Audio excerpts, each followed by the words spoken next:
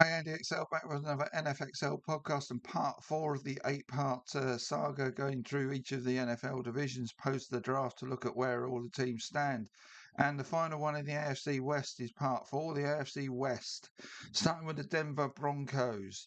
The Broncos would have spent the close season lamenting the loss of Bo Nix in divisional week that may well have cost them at least a Super Bowl appearance last season.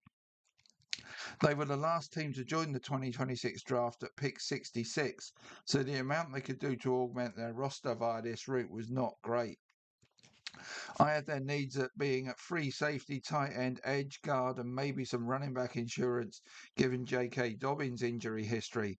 With pick 66, they took their edge guy in Tyler Onyedim, who had plenty of pre-draft buzz around him and has plenty of developmental upsides. Then they took an O-lineman and a running back in round four, with Cage Casey and Jonah Coleman being added. Tight end Justin Jolie was their fourth round pick, but no free safety was added until round seven.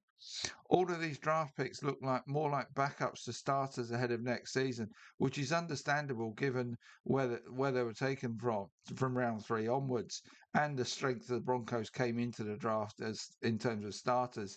With the picks they had, they did a good job here. But what were their divisional rivals able to gain an advantage over the Broncos in the race for the divisional title in 2026 via their drafts? Well, let's start with the Los Angeles Chargers.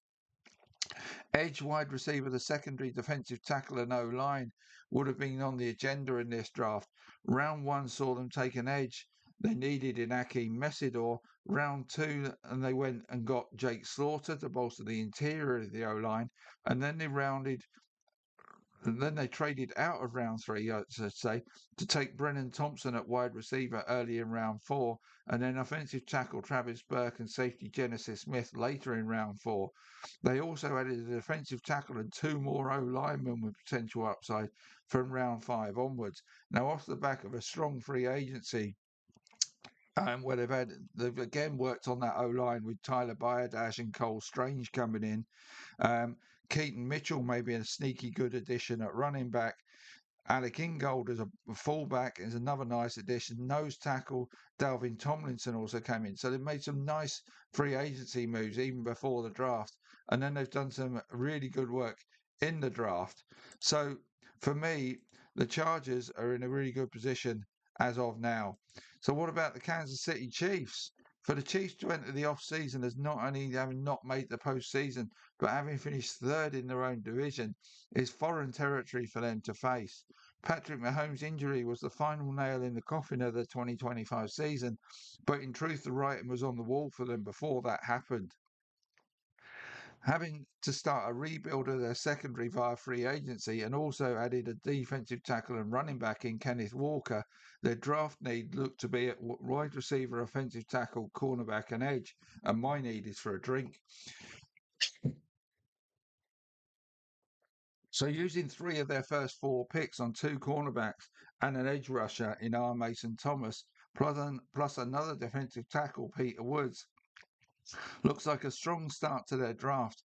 Adding support for Walker at running back in the form of Emmett Johnson may be a value pick in round five too. Well, it certainly is a value pick for me. They then added a wide receiver in round five and potential upside round seven pick on quarterback Garrett Nussmeier, although how much playing time he's going to get with Mahomes in town is has to be very minimal. So adding him at quarterback completed their work in this draft.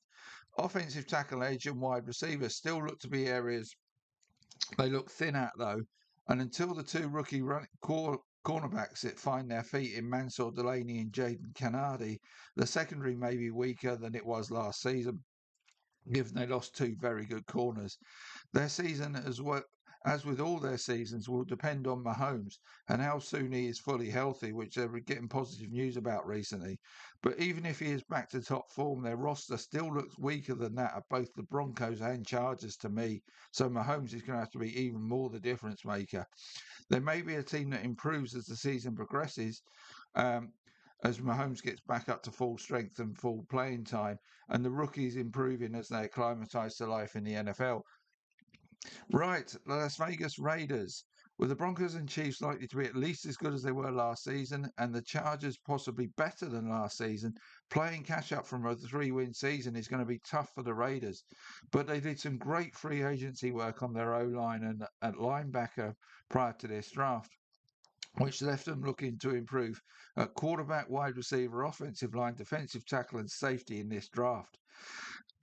Fernando Mendoza was pretty much a lock to be the quarterback they took first overall.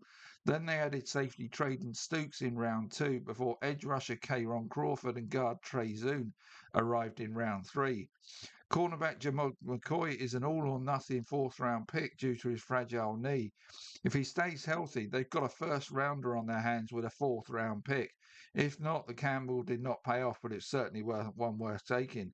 Running back Mike Washington will back up Ashton Giante nicely as their other fourth round pick at running back. Their final 4 picks saw depth added in their secondary, on their D line, and at wide receiver. Defensive tackle may still be an area of concern, and they certainly still look well short at wide receiver. So, in summary for this division, I think the Chargers may not just be the team to beat in this division, but maybe in the AFC full stop.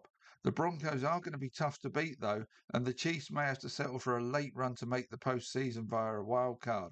The Raiders have done some really good work this off-season, but their lack of wide receiver firepower and potential defensive issues may see them struggle to get more than 6 wins. So that's how I see the AFC West, and that's the AFC done and dusted. So that'll be it for the out, and I'll give it a little bit of a break before I move on to the NFC starting out east, which is going to be another great division next season, I think. But I'll come back to that when I do that piece. See you soon.